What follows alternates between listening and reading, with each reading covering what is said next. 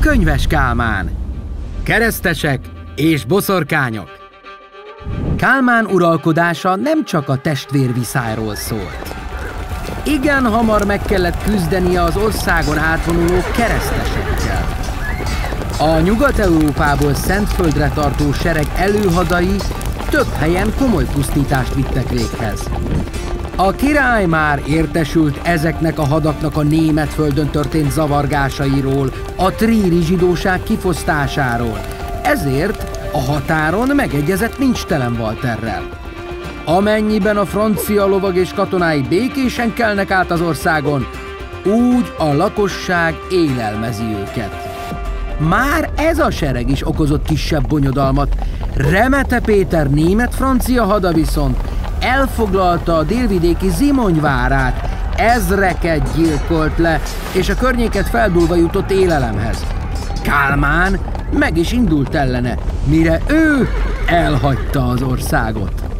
Az ezután érkező hasonló hadak ellen már kíméletlenül fellépett a király, és a nyugati határnál, Mosonnál és Nyitránál súlyos csapást mért rájuk. A Bouillon Gottfried lotaringiai herceg vezette fősereg csak mindezek után érte el hazánkat. Kálmán őket már csak előkelő túszok fejében, valamint magyar kísérettel engedte át a Magyar Királyságon, így aztán összetűzés nélkül vonultak végig. De miként lehetséges, hogy a Szentföldre tartó keresztény lovagok keresztény országokat dúljanak? Az igazsághoz hozzátartozik, hogy nem mindenkit a nemesügy, a Szent Sír felszabadítása vezérelt. Sokan másod vagy harmadszülött fiúként birtokok és vagyon nélkül maradtak Európában, és a hadjáratokban pusztán gyarapodási lehetőséget láttak. Könyves Kálmán nem csak megvédte országát, de meg is növelte területét. Először helyreállította a magyar uralmat Horvátországban, legyőzte a trónra törő Péter királyt, így 1102-ben Tengerfehérváron horvát királlyá koronázták. Néhány évvel később elfoglalta a bizánci császársághoz tartozó tengermelléki Dalmáciát. Bizánc talán a trónörökös új házasságkötése miatt is tudomásul vette a magyar terjeszkedést, a dalmáciai városok pedig szintén nem ellenkeztek. Jobban örültek a magyar fennhatóságnak, mint a fenyegető velencei uralomnak. Kálmán megadóztatta ezeket a városokat, de kiváltságokkal látta el őket, és belső rendjükbe nem szólt bele. Hozzá kell tenni, hogy uralkodása végén Velence megerősödött, és Dalmácia egy időre elveszett a magyar királyok számára. Kálmán király ez alatt 2 törvénykönyvet is kiadott. Alaposságát bizonyítja, hogy a következő 100 évben egészen az Aranybulláig nem született hazánkban újabb törvénykönyv. Mivel László kíméletlen szigora eredményesnek bizonyult a tolvajlás visszaszorításában, Kálmán enyhítette nagybátyja törvényeit.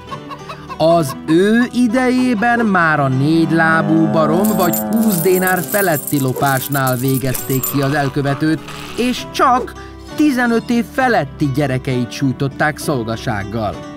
Szintén az enyhülést bizonyítja, hogy ebben az időben a templomba menekülőt nem kellett mindjárt vétkesnek tartani, és ha beismerte vétkét, akkor enyhébb büntetés járt neki.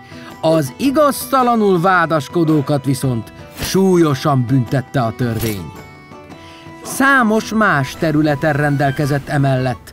Megalapította a nyitrai püspökséget, elindult a papinőtlenség bevezetése. Uralkodása alatt jelent meg először az erdélyi vajda és a horvát bán, különleges területi hatalommal bíró személyek évszázadokig. Több törvénye is tiltotta a túlzott borfogyasztást, nagy vámot vetett ki a távolsági kereskedelemmel foglalkozókra, nem engedte, hogy a Magyarországon született rabszolgákat kivigyék. A magyar lovak mellett ugyanis igen keresett árucikk volt a rabszolga, például Prágában, Kijevben és Konstantinápolyban. Több távoli nép fiai éltek és kereskedtek ekkor hazánkban.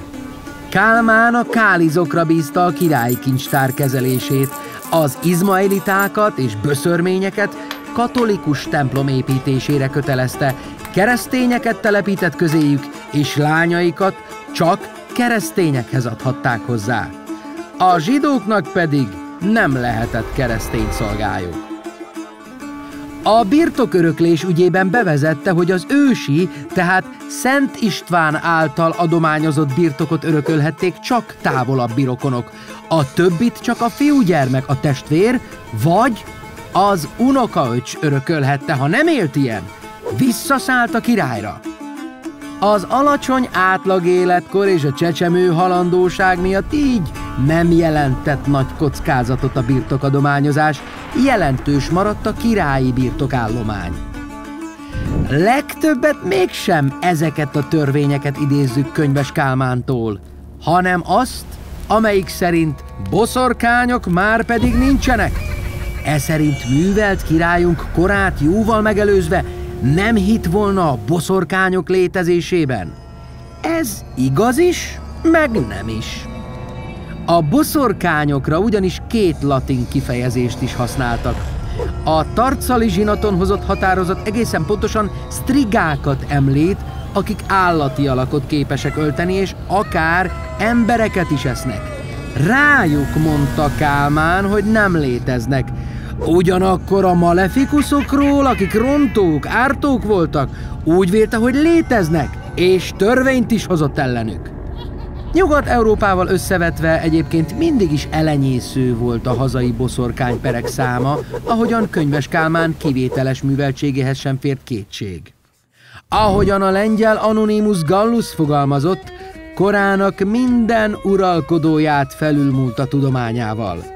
Udvarában számos legenda, krónika és más irodalmi alkotás keletkezett, például újraíratta első királyunk történetét Hartwig püspökkel.